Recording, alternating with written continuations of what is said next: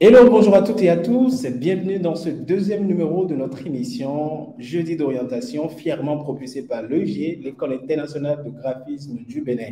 Ce rendez-vous qui nous permet de pouvoir donc s'informer sur les métiers d'avenir et les métiers porteurs. Pour le compte de ce numéro, nous avons un autre invité pour vous qui va donc, de par ses expériences, nous orienter, nous informer pour que nous soyons donc prêts à faire le choix des métiers d'avenir, des métiers porteurs. Lui, il est Sinodob, Vignile Agri, il est dans les écosystèmes de finances digitales inclusives. Il est expert dans ce domaine depuis plusieurs années et de par son expérience aujourd'hui, que vous soyez nouveau bachelier, que vous soyez professionnel déjà, vous allez beaucoup apprendre avec lui. Donc, nous allons le recevoir pour un moment d'échange sur les questions d'orientation. S'il est avec nous déjà, on va donc le recevoir. Hello, Bonjour, vous allez bien? bien merci. Et vous? Ça va bien, je rends grâce. Vous êtes rentré finalement. Oui, oui, je suis rentré. Faut, faut pas rester trop loin de son pays aussi. Je suis d'accord. Alors, ça fait quoi de vous retrouver dans ce moment avec nos amis qui suivent déjà cette émission, voilà, pour parler des questions d'orientation et tout. Je suis particulièrement heureux d'être rentré à un moment où je peux encore éveiller quelques consciences à la nécessité de bien choisir son orientation professionnelle et surtout sa formation qui est le déterminant justement de la carrière qu'on veut avoir et qu'on doit avoir à une époque où tout est si dynamique et tout va si vite. Donc, une fois encore, je me réjouis de pouvoir être utile et je vous remercie de l'opportunité que vous m'offrez. Merci beaucoup, Monsieur Silodop Vignile Agli, ce Vignile-là que vous aimez si tant. Merci de répondre présent à ce rendez-vous. J'essayais tout à l'heure de me prêter à l'exercice de vous présenter, mais je pense peut-être n'avoir pas tout dit, vu votre parcours, vos années d'expérience. Si on devait résumer le parcours de Vignile Agli, ce serait quoi? Oh, ce serait aujourd'hui un véritable passionné de tout ce qui va vite, de tout ce qui change rapidement, c'est-à-dire de l'univers du numérique, de l'écosystème du numérique, que ce soit vu sur l'angle financier, que l'angle managérial ou l'angle commercial, parce que tout cet écosystème s'imbrique si bien ensemble que l'un ne va généralement pas sans l'autre. Vignali Sinodo Bagli, c'est un passionné de la jeunesse, un passionné de l'Afrique et surtout un passionné de tout ce qui est bien fait, de tout ce qui est bien organisé, bien structuré, et en fin de compte, un passionné de l'entrepreneuriat tout court. Justement, et voilà, ça c'est sans doute, on le voit remarquablement dans tout ce que vous faites au quotidien. Merci pour ce que vous êtes et ce que vous faites. Je vais vous poser la toute première question. Pourquoi il est important, Monsieur Vignelet, de s'orienter? Il est important de s'orienter parce que quoi que vous comme finalité dans la vie, le succès que vous y dégagez dépend fondamentalement de la démarche, dépend fondamentalement de la marche que vous avez suivie. Et la marche commence déjà par la préparation. Cette préparation a pour socle justement la bonne orientation. Si vous êtes orienté vers la mauvaise direction, si vous décidez de faire chemin vers Parakou pendant que vous êtes à Cotonou et que vous faites face à la mer, que vous avancez rigoureusement, je suis sûr que vous atteindrez une destination, mais ce ne sera pas Parakou. Donc, c'est important de pouvoir bien s'orienter si on veut atteindre une bonne destination. Et donc, quelle que soit la vie que nous voulons mener, nous avons des buts, nous avons des objectifs à atteindre. Et ces objectifs partent du principe d'être bien orientés vers ces objectifs à travers les préparations que nous aurons à mettre en œuvre. Donc, la question de l'orientation est une question sacro-sainte, que ce soit du point de vue de la formation, mais déjà du point de vue de la vie tout court. Il est indispensable d'être véritablement bien orienté. Super. Et ici, on va parler des métiers porteurs, les métiers d'avenir et comment donc informer un jeune bachelier peut-être ou un professionnel qui travaille déjà, qui a envie de faire ce qu'on appelle une reconversion professionnelle, à pouvoir donc savoir quels sont ces métiers vers lesquels il peut s'orienter. Et pour un jeune bachelier, à quel moment précisément se fait l'orientation? Ok, déjà, il faut dire que nous sommes à ce qu'on appelle généralement la quatrième révolution industrielle et le type de métier que nous sommes amenés à faire dépendent véritablement des besoins du marché. Donc, OK. c'est les besoins du marché qui conditionnent justement ce que nous sommes amenés à faire en termes de métier si nous voulons justement être utiles à l'environnement dans lequel nous voulons opérer. Et cette nécessité d'utilité vient également avec cette nécessité de survivre. Parce que si vous n'êtes pas utile, personne n'achètera vos services, personne n'achètera votre offre, ce que vous avez apporté sur le marché de l'emploi, sur le marché des biens, des services. Et donc, par ricochet, vous resterez ce qu'on a tristement l'habitude d'appeler des diplômés sans emploi ou des chômeurs. Ouais. Donc aujourd'hui, il faut savoir déjà que le marché de l'emploi, c'est comme tout marché, c'est offre et demande. Et qu'est-ce que le marché nous demande? C'est la première question à laquelle tout arrivant sur ce marché devrait se poser, surtout s'il vient avec la posture de donner, d'offrir un service ou de se mettre au service de ce marché.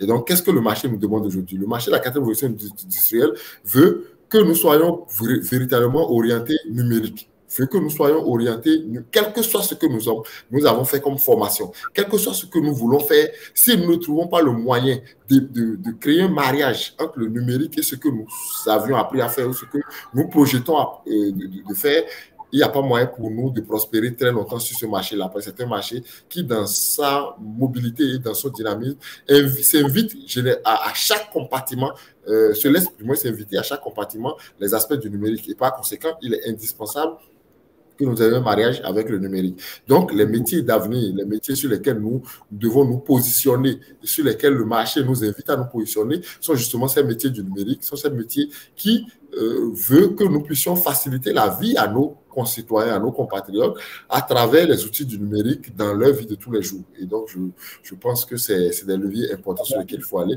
Le deuxième levier important sur lequel je voudrais attirer l'attention, c'est que le marché du numérique est un marché sur lequel la vente, sur lequel le positionnement du produit, sur lequel la manière dont vous présentez le produit a connu une très grande mutation, tant dans son dynamisme, dans sa rapidité, que dans sa présentation esthétique. Et donc, si vous êtes capable d'être celui-là qui sait amener le beau, la bonne présentation, le bienfait à travers des outils numériques, par rapport à n'importe quel produit qu'on vous met à votre disposition, vous avez quelque chose de très important, de très privilégié à mettre sur ce marché-là. Et à coup sûr, vous trouverez des gens pour l'acheter. Super. Et puisque vous en parlez déjà, je vais anticiper rapidement parce que je l'ai prévu dans mon questionnaire. Je voulais anticiper, déjà, étant homme du terrain déjà, quels sont les besoins du marché selon vous?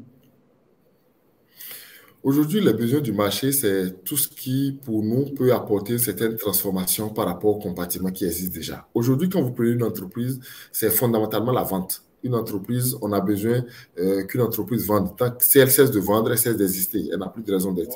Et si on veut bien vendre, il faut justement pouvoir bien présenter le produit. Donc, on a besoin de spécialistes qui savent présenter des produits. Et c'est en cela que vous allez remarquer que c'est à l'aide du numérique que des métiers comme le graphisme, comme le motion design et autres, ont pris toute une autre définition, ont eu toute une autre tournure, ont eu une raison d'être plus fondamentale. Et aujourd'hui, c'est des métiers qui sont arrachés, qui sont disputés, que tout le monde veut avoir. Même si les gens estiment qu'ils n'ont pas les moyens de payer les compétences à ce niveau-là, ils se plient en quatre pour pouvoir les payer, pour pouvoir se les octroyer, parce qu'ils savent qu'une fois ces compétences-là bien utilisées au service de leur entreprise, ils arrivent à toucher toutes les cibles. Des métiers, par exemple, comme les community managers, comme les marketeurs du digital et autres, sont des métiers aujourd'hui qui, qu'on le veuille ou non, restent indispensables. Quand vous touchez, par exemple, des métiers de la communication, comme le journalisme et comme les caméramans d'hier, qui aujourd'hui sont beaucoup plus, ont une dimension beaucoup plus étendue, beaucoup plus grande dans dans la captation de l'image, dans la manipulation de l'image et tout ça mis à disposition du public. Vous comprenez que tous les métiers aujourd'hui connaissent une grande transformation et le positionnement qu'il faut avoir par rapport à ces métiers, ce n'est pas tant dans la nouvelle production, mais c'est regarder où est-ce que ce métier qui me passionne est en train de nous conduire et qui me permet d'atteindre justement cette compétence-là. Si j'aime donner du beau aux choses, que je sois graphiste est quelque chose pour moi qui a tout son sens parce que je trouve une raison d'être sur ce marché-là. Si je sais, j'ai de la passion, j'ai de l'habileté à présenter les choses avec une certaine touche, une certaine finesse et que je veux pouvoir présenter, par exemple, une architecture d'une façon beaucoup plus éloquente, d'une façon beaucoup plus attirante. Le motion design, par exemple, pour moi, paraît une formation pertinente. Et donc, ça, c'est des besoins qui sont indissociables sur le marché. Et je vais ajouter que nous sommes sur un marché si dynamique que tant que vous n'avez pas la capacité de pouvoir, au-delà d'être employé dans une entreprise, de pouvoir vous auto-employer, vous n'avez pas cette double casquette.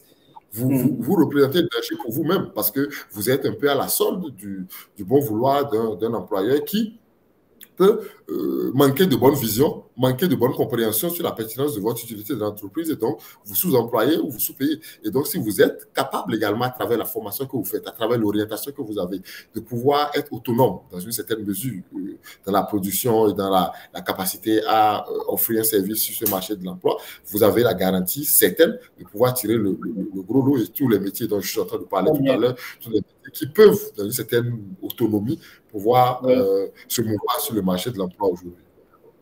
Très bien, très bien. Merci pour ces explications-là. Si je comprends bien, à partir de votre intervention, ça veut dire que un jeune aujourd'hui qui se lance vers les métiers du numérique, c'est-à-dire graphisme, motion design, il n'y a pas de chômage pour lui. Donc, je suis certain qu'il ne peut pas avoir chômage pour lui. Si quelqu'un fait ce genre de formation et est au chômage, donnez-lui mon numéro, que je parle avec lui pendant 10 minutes, 15 minutes. Il comprendra très vite qu'il n'est pas au chômage, c'est juste un paresseux qui n'a pas envie de travailler. Parce que le besoin est grand, ça c'est la première chose qu'il faut savoir. Secondo, le champ d'action pour quelqu'un qui a fait ce type de formation est très grand et donc il est capable de pouvoir faire beaucoup de choses, d'innover tous les jours, de se vendre différemment. Et c'est en cela que la dimension optimisation de potentiel sur lequel je mets beaucoup d'accent par rapport aux services, aux différents services que... Vous avez parlé tout à l'heure, au-delà d'être employé dans une entreprise, il peut donc faire ce qu'on appelle l'auto-employabilité, s'auto-employer et se défendre. Exactement, parce que ce besoin-là existe tant en entreprise que hors des entreprises. Donc, c'est pour ça que j'insistais tout à l'heure sur la nécessité de pouvoir avoir cette double casquette pour l'orientation professionnelle que l'on est en train de faire. Si on veut aller vers un métier et que c'est un métier pour lequel, tant qu'on ne vous emploie pas quelque part, vous n'avez pas de raison d'être sur le marché, vous vous mettez en danger. Et donc, c'est important que cette double casquette-là existe et les métiers de l'avenir offrent très bien cette double casquette-là. Super. Je vais vous poser une question aujourd'hui que j'ai posée à M. Adama dans le tout premier numéro de notre jeudi d'orientation. Pour un jeune bachelier qui a préalablement raté son orientation, quelles sont les étapes pour lui de pouvoir rattraper? Déjà, il faut dire que ce que je trouve de passionné et d'agréable dans la 4e révolution industrielle, c'est qu'il n'y a pas de moment où on peut estimer que tout est perdu. C'est-à-dire, à tout moment, tout est rattrapable. Parce que justement, ces métiers dont on a besoin dans l'essor et dans le développement de la 4e révolution industrielle sont des métiers qui ne sont pas des métiers de formation kilométrique. On n'a pas besoin, ce n'est pas des formations de 7 ans, de 10 ans, donc, où on estime que à 40 ans, à 50 ans, on ne peut pas se rebondir. Avec le numérique, à tout moment, on peut rebondir. Même à 60 ans, vous pouvez rebondir parce que vous avez besoin de 3 mois de formation, de 6 mois de formation pour certaines formations, d'1 an, de 2 ans, maximum 3 ans de formation pour les formations du numérique. Vous êtes déjà capable d'offrir quelque chose sur le marché. Et donc, il n'y a personne qui aujourd'hui, par rapport à son orientation, par rapport à son ciblage, par rapport à ce qu'il a déjà fait, se retrouve dans une position où il est dos au mur et qui ne peut plus rien faire. Ça, il faut déjà que les gens s'enlèvent ça de la tête. Il y a toujours une capacité de se mouvoir sur le marché du numérique. C'est juste d'accepter de poser 3 mois, 6 mois, 1 an, 2 ans, 3 ans de sa vie en fonction de la formation qu'on veut faire pour se former et se lancer. L'autre avantage, c'est qu'en fonction des expériences que vous avez déjà accumulées de par le passé, vous pouvez justement, en apportant cette formation supplémentaire à un métier du numérique, à votre background, compléter justement ce que vous avez déjà fait au préalable et renforcer par ce biais-là votre profil et en faire un profil beaucoup plus recherché. Donc, ce que vous aviez fait par le passé n'est pas complètement à jeter parce que vous venez vers le marché du numérique. C'est ça, le résultat devient une forme de capitalisation qui s'ajoute aux nouvelles compétences que vous venez acquérir en apprenant les métiers du numérique. Et donc, vous êtes beaucoup plus vendable et donc vous coûtez encore plus cher sur le marché. Voilà. Très bien, je comprends bien. Et là, vous parlez déjà de la formation. Pour un jeune bachelier qui n'a pas ces informations-là, comment il peut comment il peut s'informer et comment il saura s'orienter vers ces métiers-là. Quelle est l'étape, quelles sont ces étapes-là à suivre pour un jeune bachelier qui préalablement n'a aucune de ces connaissances, de ces notions-là d'orientation? Comment il va pouvoir donc savoir qu'il y a graphisme, il y a quelque chose, il y a quelque chose qui existe et pouvoir mieux s'orienter vers ces métiers? Généralement, moi, quand quelqu'un me parle aujourd'hui de ouais, j'ai eu le bac, je vais faire telle chose, la première question que je lui pose, c'est quel sera ton métier dans 10 ans? Le boulot que tu as envie de faire, le travail que tu as envie de faire, à quoi ça va ressembler dans 10 ans? Si tu n'es pas capable de répondre à la question à quoi ça va ressembler dans 10 ans, sois capable de répondre au moins à quoi ça va ressembler dans 5 ans.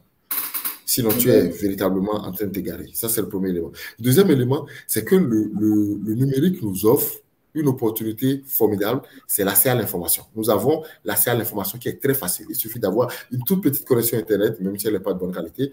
Il faut juste adosser à cette mauvaise qualité d'Internet un peu de patience pour le temps que ça va tourner, pour que le moteur de recherche vous amène vers une destination. Et donc, rechercher l'information sur Internet. C'est très facile d'avoir aujourd'hui de l'information. Il suffit de la rechercher sur Internet. Quels sont les métiers d'avenir? Si vous tapez métiers d'avenir sur Google ou sur n'importe quel moteur de recherche, vous aurez une liste de métiers d'avenir. Regardez dedans en fonction de vos moyens. Si vous n'êtes pas capable d'aller très loin pour vous faire former, regardez dans votre environnement qui sont ceux qui offrent les formations que vous avez ciblées, justement. Et si vous avez la capacité, vous retrouverez forcément au milieu, dans votre environnement, quelqu'un qui offre cette formation-là et vous allez pouvoir vous orienter vers. Il faut savoir aussi une chose, on n'a pas besoin forcément, que ça j'insiste dessus, ce n'est pas parce que j'ai fait première année, deuxième année, troisième année, quatrième année de CBG ou bien de communication d'entreprise, des formations qui, pour moi, nous contraignent à une forme d'esclavage professionnel aujourd'hui. C'est pas parce qu'on a fait 1 an, 2 ans, 3 ans, 4 ans qu'on estime que c'est perdu. J'aime bien insister dessus parce que j'ai discuté avec beaucoup de jeunes qui, parce qu'ils ont déjà fait une maîtrise ou un master dans un domaine, ont estimé qu'ils ont déjà tout donné, ils ont déjà fait beaucoup trop d'efforts et qu'ils ne sont pas capables de revenir en arrière. Et pour ça, et pour eux, il n'était pas question de se réorienter. Et je pense que c'est important de pouvoir se réorienter.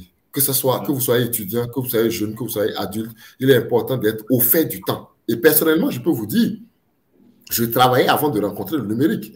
Donc, j'avais déjà une formation à la base et je travaillais avant de rencontrer le numérique. Et ma première rencontre avec le numérique n'a pas été une rencontre n'a pas été une rencontre, une lune de miel. Je préfère le dire ainsi. J'étais d'abord braqué parce que j'estimais que je ne voulais pas laisser cette innovation qui s'imposait au marché financier dans le temps rentrer dans l'entreprise où je travaillais. Et donc, à un moment donné, je me suis rendu compte que la dictature du progrès nous impose, que le veuille ou non, d'accepter ce qui se passe. Si nous ne l'acceptons pas, elle va nous écraser et continuer sa route. Et toutes les entreprises, toutes les structures, tous les individus qui ont refusé de se mettre au fait du temps, qui ont refusé d'épouser justement cette exigence, cette dictature du progrès-là, se sont vus barrés du marché et exclus complètement du marché. Et ça, je souhaite que mes compatriotes n'en soient pas victimes.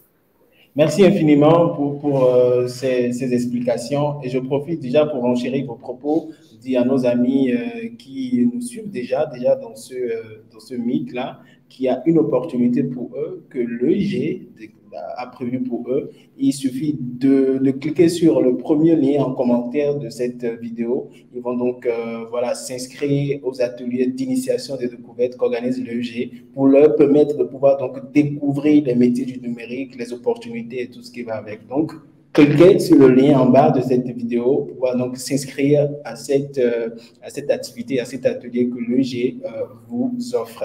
Donc, Monsieur Vignilet, on va continuer avec notre entretien. Là, on parle des nouveaux bacheliers et tout qui peuvent donc s'informer, découvrir les métiers du numérique qui sont quand même des métiers porteurs. Et pour quelqu'un qui n'a pas le bac, comment il doit faire? Oui, je pense que dans les métiers du numérique, il n'y a pas...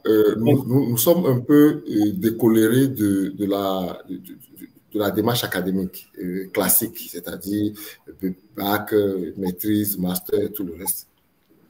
Et je pense qu'il y a, même si vous n'avez que le BEPC, il y a des formations dans le domaine du numérique que vous pouvez faire aisément et prospérer parfaitement dedans. Comme quoi, par exemple? Le plus important, être photographe, cadreur, on n'a pas besoin d'avoir forcément un bac pour réussir. On n'a pas besoin d'avoir un bac forcément pour réussir à faire du graphisme. On a besoin juste de faire une bonne formation professionnelle.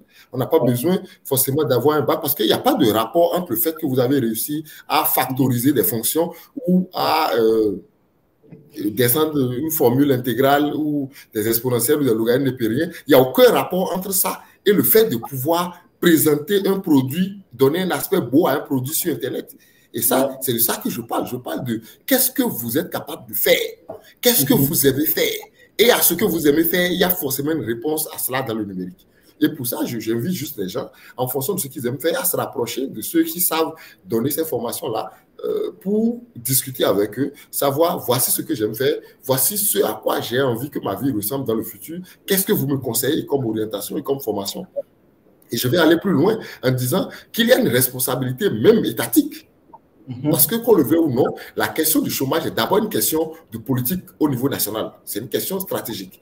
Et si cette question n'est pas bien résolue, elle posera forcément un problème de sécurité, un problème de vie à toute la nation. Et donc, le gouvernement a un intérêt à pouvoir bien orienter les gens. J'ai d'ailleurs suivi, je n'étais pas encore entré, quand j'ai vu des communications passer où les différents ministères organisaient quand même des séances où ils informaient les nouveaux bacheliers.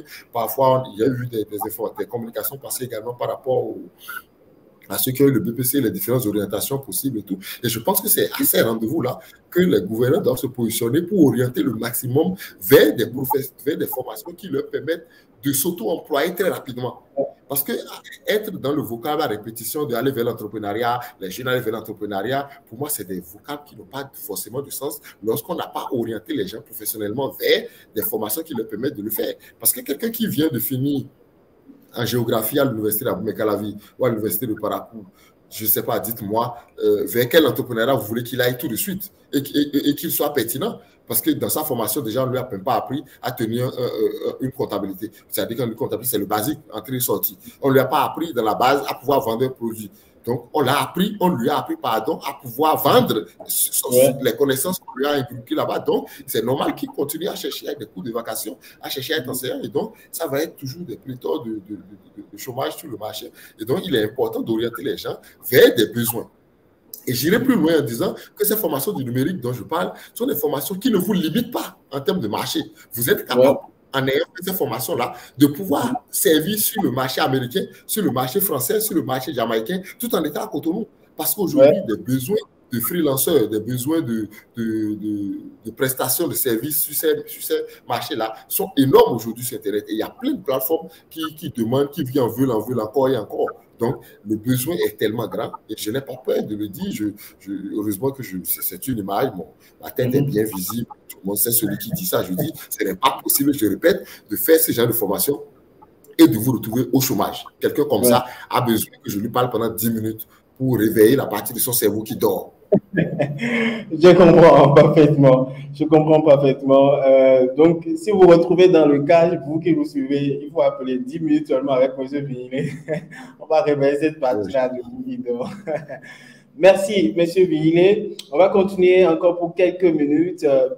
Là, on a parlé des nouveaux bacheliers, les gens avec ou sans le bac, et pour un professionnel déjà, parce que pour vous-même, votre cas, vous avez travaillé longtemps à la poste et après, vous avez raccroché et vous avez pris d'assaut même le terrain vous-même de par vos expériences et tout. Quelqu'un qui est déjà professionnel, qui travaille quelque part, est-ce que pour lui, on va parler de la reconversion professionnelle ou voilà, il change carrément de métier, je ne sais pas. Comment ça se présente chez lui?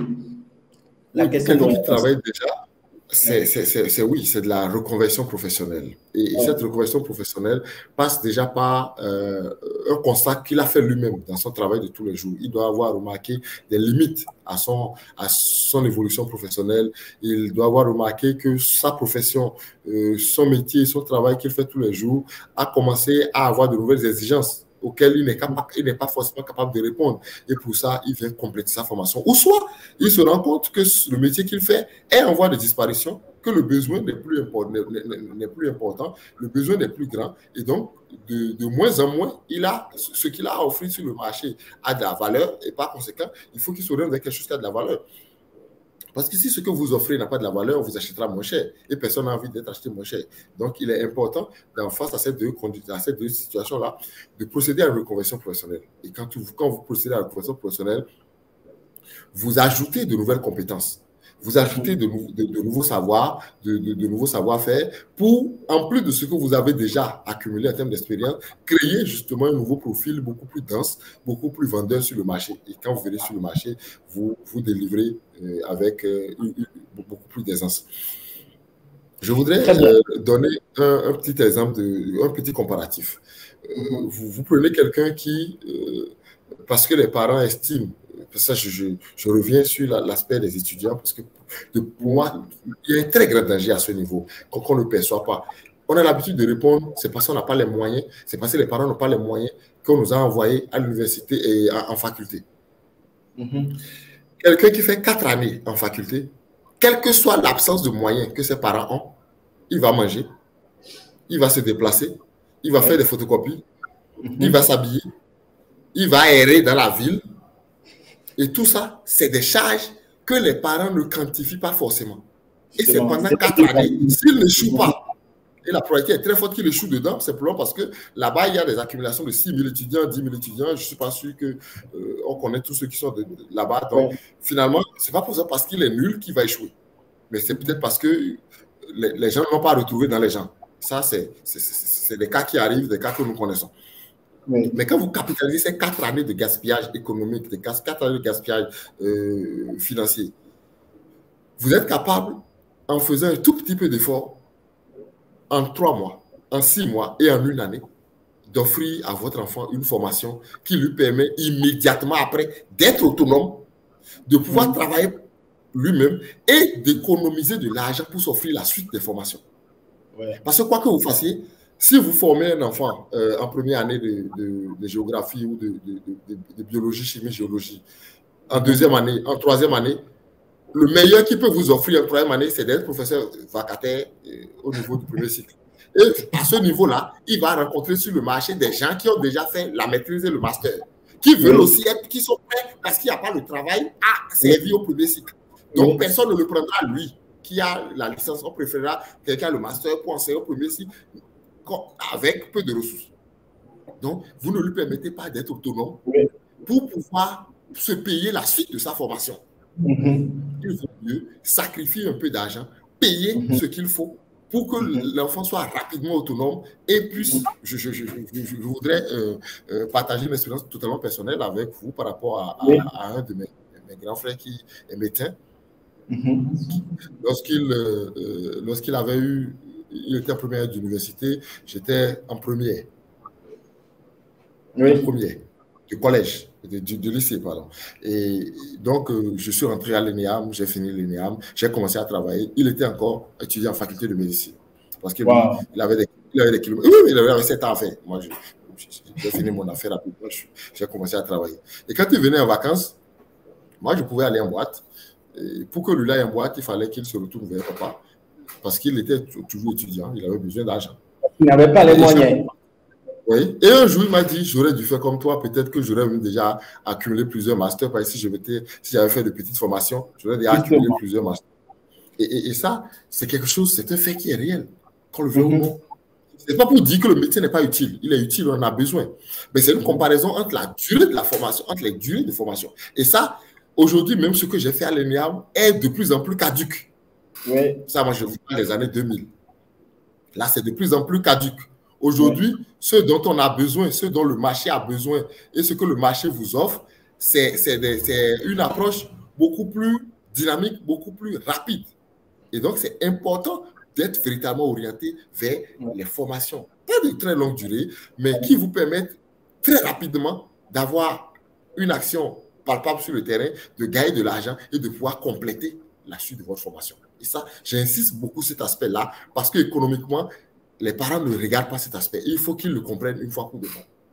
Merci d'avoir expliqué cela. Je pense que les parents ou les étudiants ou les nouveaux bacheliers, toute personne qui quand même nous regarde peut donc porter le message et montrer que c'est tellement important. Voilà, c'est comme ça que vous soutenez en fait les formations professionnelles, Monsieur Vignilet. Oui, absolument.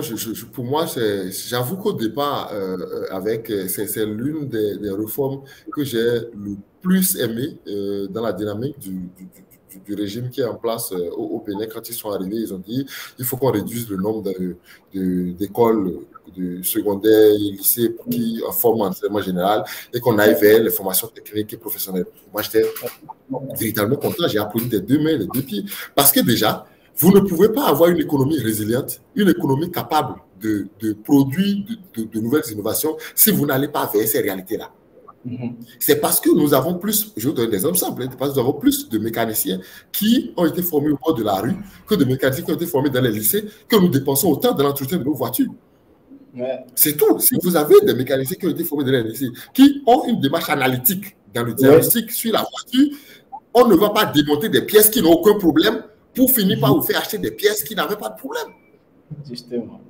Et c'est ça le véritable. Et si on arrive à économiser en tant qu'individu sur la maintenance de la voiture, la maintenance de l'ordinateur, la maintenance de la télé, sur la santé, sur tous ces détails-là, nous aurons plus de moyens pour investir dans d'autres détails, pour pouvoir avoir un niveau d'épargne plus élevé. Et en ayant un niveau d'épargne plus élevé, la capacité de l'économie, au niveau de l'économie nationale de pouvoir se refinancer sera plus élevée, plus important. Et ça, c'est des petites démonstrations sur lesquelles on doit pouvoir se projeter pour dire orientons-nous en sorte qu'on n'ait plus de gens qui se font au bord de la voie en termes d'à peu près.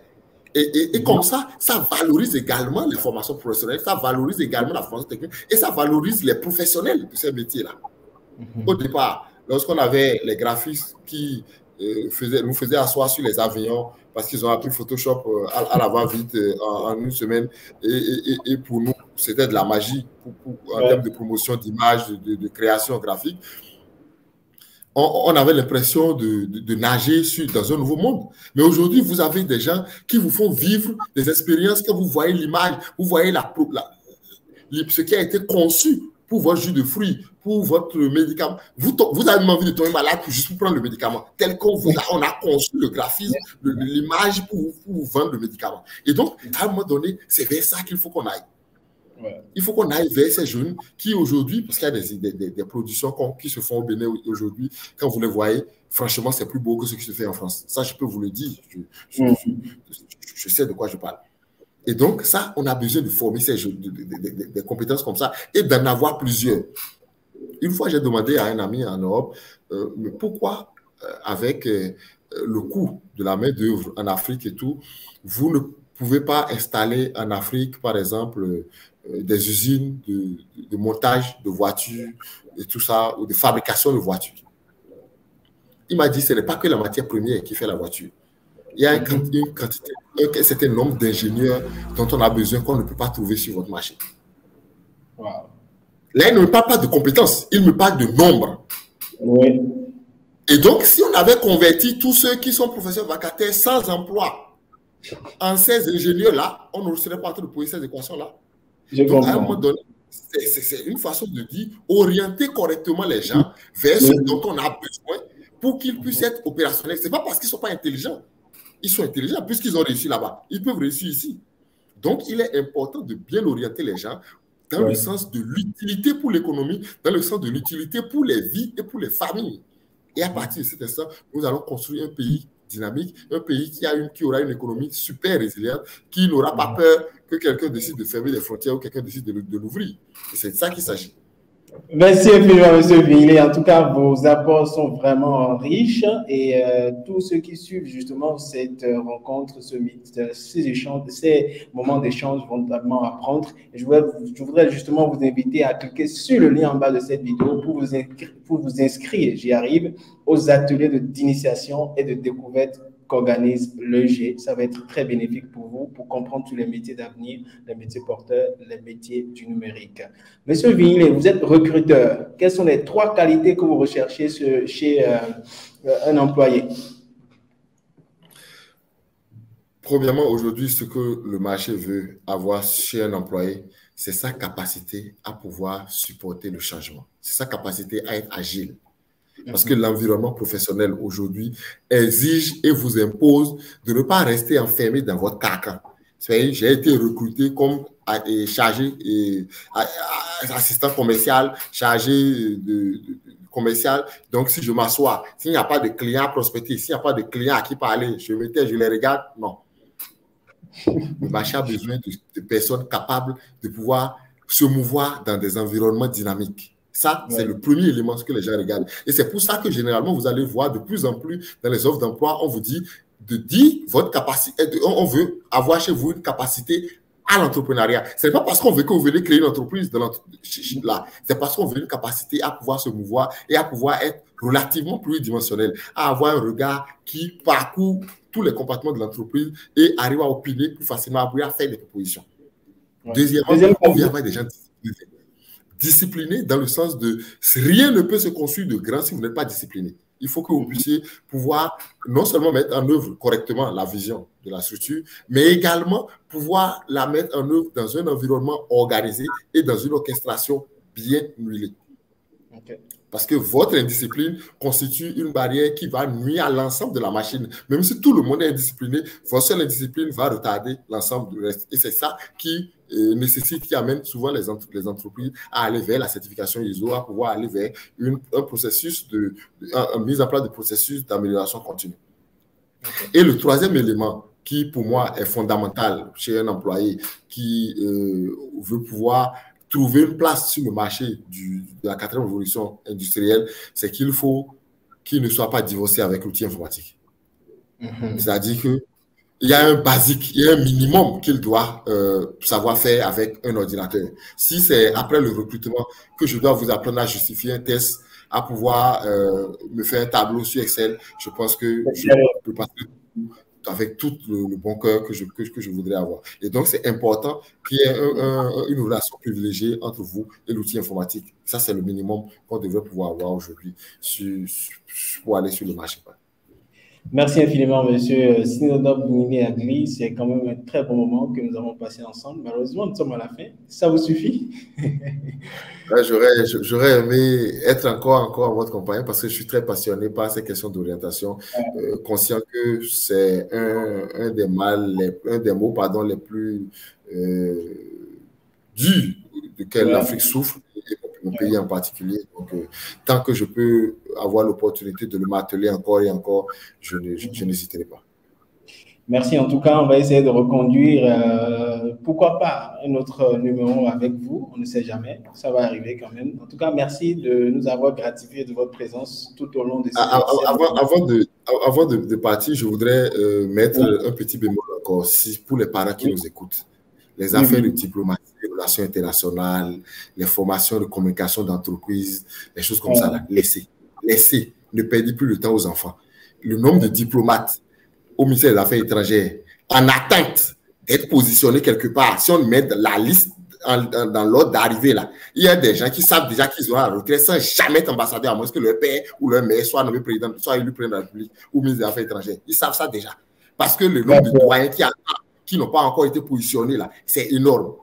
Il n'y a que, c'est-à-dire, la fenêtre d'employabilité est trop réduite pour certains boulots et pour ça, c'est important de pouvoir laisser ça, laisser. Le jour où on aura besoin de ça, l'État même va vous dire, amenez vos enfants, on est en pénurie. Ici, aujourd'hui, on est en pénurie sur les métiers du numérique. Orienter les enfants vers les métiers du numérique. Ça, je voudrais insister encore dessus pour avoir la conscience vraiment dégagée que mon passage sur votre plateau aujourd'hui a été vraiment utile. C'est très important pour moi. En tout cas, merci. Et c'est pour ça, justement, que vous soutenez l'EG. En effet, ça c'est très important que la formation professionnelle, surtout si elle est bien organisée et bien faite, comme c'est le cas au niveau de EUG et de certaines autres écoles où j'ai eu quand même avec qui j'ai eu à collaborer d'une manière ou d'une autre, et j'ai pu toucher du doigt, par exemple, l'école des médias, par exemple, ESDAM, j'ai pu toucher du doigt ce qui se fait dedans en termes d'organisation, en termes de sérieux, de discipline, de rigueur, et je pense que c'est vers ça que l'avenir nous impose d'aller. Et c'est de ça que le pays a besoin. Donc, je vous invite à vous orienter vers ça. Merci. En tout cas, moi, je suis revigoré d'une manière ou d'une autre et j'espère que c'est le cas de ceux qui nous ont suivis. N'oubliez pas, il y a le lien en bas de cette vidéo. Cliquez dessus pour vous inscrire aux ateliers d'initiation des découvertes de l'EIG, l'École internationale de graphisme du Bénin, qui vont donc vous permettre de connaître les opportunités et les débouchés des métiers du numérique. Monsieur Vignelé Sinodob en a tellement parlé, donc c'est tellement important d'aller à la rencontre de ces métiers et de pouvoir se faire une place et commencer donc par conquérir tous les terrains. Monsieur Vignelé, ce fut un plaisir. Merci, c'est un plaisir partagé. Merci. Allez, à bientôt. Merci tout le monde. Alors, chers amis, cliquez sur le lien, n'oubliez surtout pas pour vous inscrire aux ateliers de découverte et d'initiation que l'EG vous offre. Ce sera justement des moments exceptionnels que vous allez passer avec l'EG pour comprendre sur les métiers du numérique qui sont aujourd'hui très en vogue.